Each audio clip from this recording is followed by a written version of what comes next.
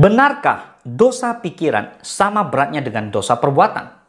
Matius 5:27-28 berkata, "Kamu telah mendengar firman, jangan berzina.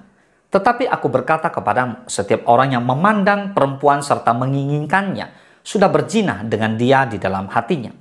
Banyak orang Kristen sering berpikir bahwa dosa hanya dihitung ketika sudah dilakukan secara nyata dalam perbuatan. Misalnya, ketika seseorang berbohong, mencuri, atau berzina secara fisik.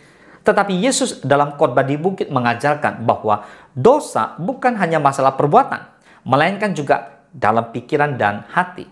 Lalu pertanyaannya, apakah dosa pikiran sama beratnya dengan dosa perbuatan? Mari kita bahas.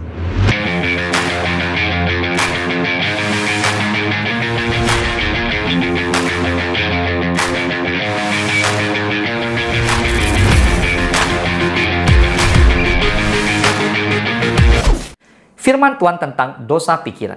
Yang pertama, Yesus menegaskan standarnya Allah. Perhatikan firman Tuhan berikut ini baik-baik. Di Matius 5:21-22 dikatakan, "Kamu telah mendengar yang difirmankan kepada nenek moyang kita, jangan membunuh, siapa yang membunuh harus dihukum. Tetapi aku berkata kepadamu, setiap orang yang marah terhadap saudaranya harus dihukum. Siapa yang berkata kepada saudaranya kafir harus dihadapkan ke mahkamah agama, dan siapa yang berkata jahil harus diserahkan ke dalam neraka yang menyala-nyala." So, Matius 5:21-22 menegaskan bahwa membenci saudara sama dengan membunuh di hati. Nah, sekarang kita lihat Matius 5:27 dan 28. "Kamu telah mendengar firman, jangan berzina. Tetapi aku berkata kepadamu, setiap orang yang memandang perempuan serta menginginkannya sudah berzina dengan dia di dalam hatinya." Jadi di Matius 5:27 dan 28 menegaskan bahwa mengingini dengan nafsu sama dengan berzina di dalam hati. Artinya, Tuhan melihat bukan hanya apa yang kita lakukan, tetapi juga pada apa yang kita pikirkan. Yang kedua, akar dosa berasal dari pikiran. Yakobus 1:14 dan 15 berkata, "Tetapi tiap-tiap orang dicobai oleh keinginannya sendiri, karena ia diseret dan dipikat olehnya. Dan apabila keinginan itu telah dibuahi, ia melahirkan dosa. Dan apabila dosa itu sudah matang, ia melahirkan maut." Jadi dosa selalu berawal dari pikiran sebelum menjadi tindakan nyata. Nah, sekarang pertanyaannya, mengapa dosa pikiran sama beratnya? Yang pertama, Allah melihat hati, bukan hanya tindakan.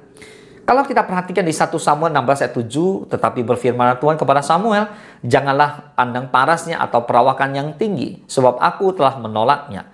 Bukan yang dilihat manusia, yang dilihat Allah. Manusia melihat apa yang di depan mata, tetapi Tuhan melihat hati. Nah, di 1 Samuel 16 ayat 7 menegaskan bahwa manusia melihat apa yang di depan mata, tetapi Tuhan melihat hati. Nah, pikiran jahat yang menyingkapkan kondisi hati yang rusak itu.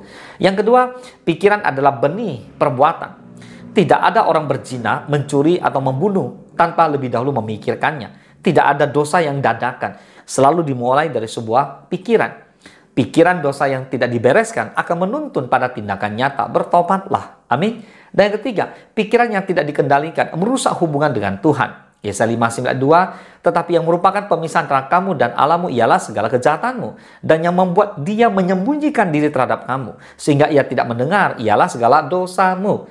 Oleh sebab itu, pikiran kotor, iri hati, dendam, kebencian, semua membuat hati kita jauh dari Tuhan. Hati-hati." Lihat contoh dalam Alkitab, ada Raja Daud, bagaimana awalnya hanya melihat seorang Batsyeba mandi. Nah, dari pikiran memandang-mandang dengan nafsu, berkembang menjadi tindakan berzina, lalu akhirnya membunuh Uria. Hanya dari satu pikiran yang tidak dijaga, lahir dosa yang menghancurkan hidupnya. Yang kedua, Hawa di Taman Eden. Sebelum makan buah terlarang, Hawa melihat bahwa buah itu sedap dipandang dan menarik hati. Pikiran yang dibiarkan akhirnya menjadi perbuatan. Nah, dalam kehidupan sehari-hari kita bisa lihat, pikiran iri hati di kantor bisa terjadinya. Bisa. Ketika rekan kerja dipromosikan, ada yang diam-diam berpikir begini, "Aku lebih layak dari dia."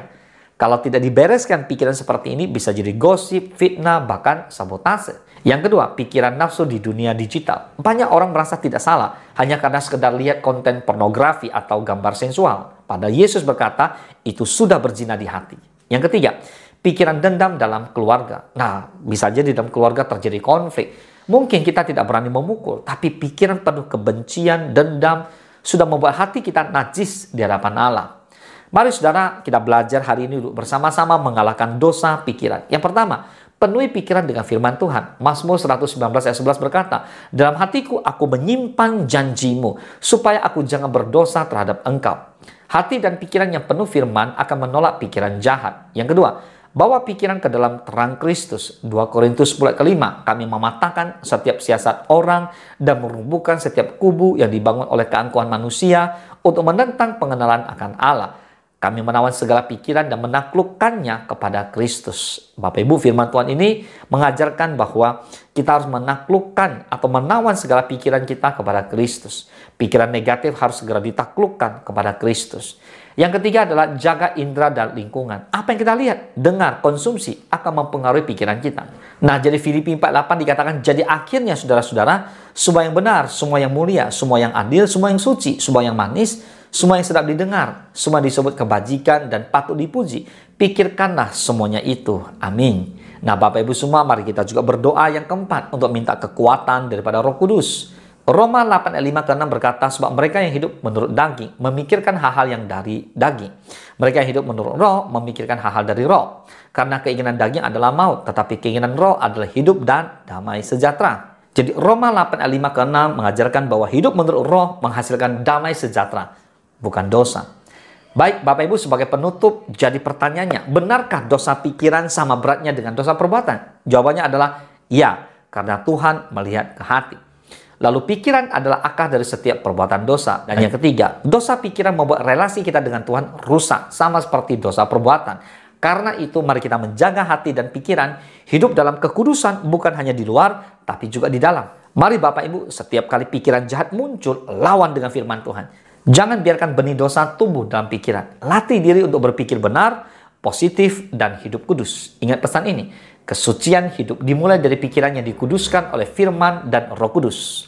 Mari kita jaga pikiran kita, karena di sanalah awal dari segala perbuatan. Boleh katakan amin. Tuhan Yesus memberkati.